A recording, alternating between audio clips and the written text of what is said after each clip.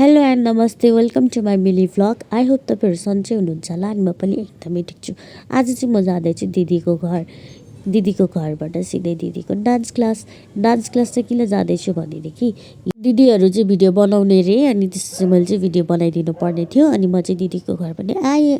अनि यो वाली चाहिँ मेरो दिदीको साथीले गिफ्ट दिनुभएको रे दिदीलाई। अनि यहाँनिर चाहिँ ड्रेसहरू सब रेडी भइसकेको थियो। अनि हामी चाहिँ हतारमा जानुपर्ने हुन्छ।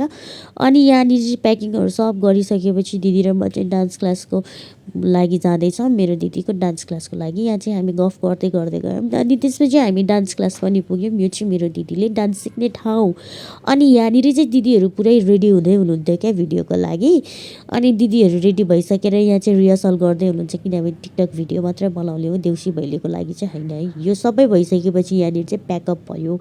अनि यति धेरै गर्मी थियो म एउटा क्यामेरा बोकेर भिडियो बनाइदिने मान्छेलाई त यति गर्मी भयो भनेदेखि उहाँहरू त डान्स गर्नुभएको, उहाँलाई झन् कति गर्मी भयो होला है, यस्तो गर्मी। अनि त्यसपछि हामी यहाँबाट चाहिँ निस्केर चाहिँ बाई बाई गर्दै आफ्नो घरतर्फ लाग्यौँ। अनि घाम पनि यति धेरै चर्केको थियो कि, अनि यहाँ चाहिँ म रुममा आउने बित्तिकै चाहिँ मलाई चाहिँ चिसो कागती पानी खानु मन लाग्यो कि, गर्मी पनि यति थियो।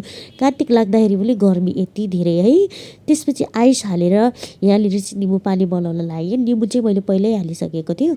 अनि यहाँ पानीहरू हालेर घोलेर टेस्ट गरेँ मैले, एकदम मिठो थियो। त्यसपछि चाहिँ मैले यहाँनिर खाइसकेपछि यहाँनिर बिरुवामा पानी हाल्न थालेँ।